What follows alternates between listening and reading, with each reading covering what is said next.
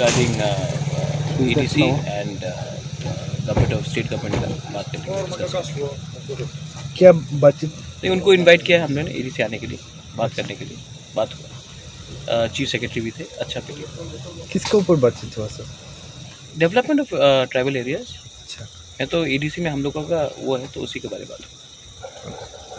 और ये कंटिन्यू रहेगा, ये ऑनगोइंग प्रोसेस है, इसमें मुलाकात होती रहेगी। तो सेक्रेटेरिएट में आया था मिलने के लिए।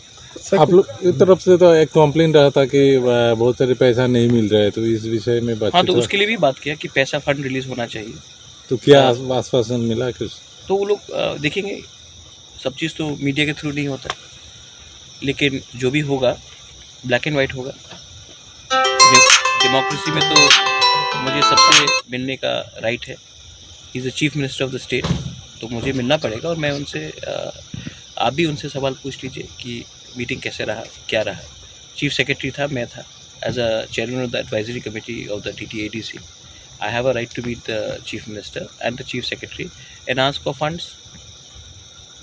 सर कुछ दिन पहले आप दिल्ली में गया था, केंद्रीय स्वराष्ट्र मंत्री के साथ बातचीत हुआ था, तो क्या बातचीत हुआ? और थोड़ा देखिए, मेरा माइंड एकदम क्लियर है कि मुझे अपना 30% लोगों को कुछ देना है। इसके लिए मैं सबसे मिलूँगा और बात करूँगा, क्योंकि मुझे डेवलपमेंट चाहिए 30% की।